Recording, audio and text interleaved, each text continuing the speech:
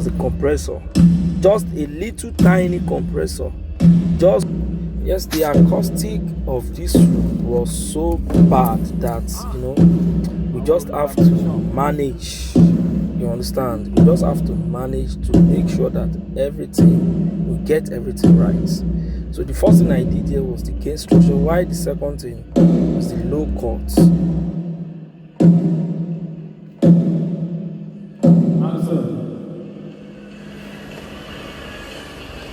Thank you.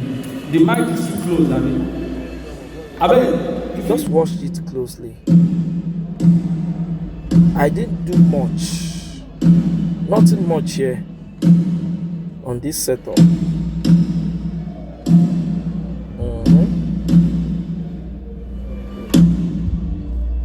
The next thing was gates. What I just did on the thumb was a zero attack, then the release and the hold. The hold was around 90 something, while the release was around 100 milliseconds. Then I did the most important thing. I don't joke with this when it comes to filter. You see this filter, I don't joke with it. Whenever I'm applying gates, maybe on drums, I don't joke with filter. Then the next thing is to control the dynamic range of the tones, because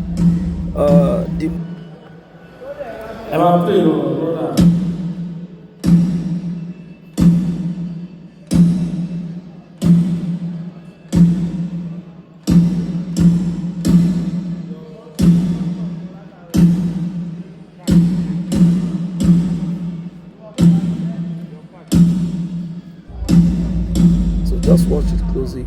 So the next thing I did, because whenever I'm mixing like this, whenever I'm mixing the drums, I don't just push out the drums to the main direct. The first thing I will disengage all the channel drums from going direct to my FOH. Then I will now assign it to a subgroup. On that subgroup, there are other processors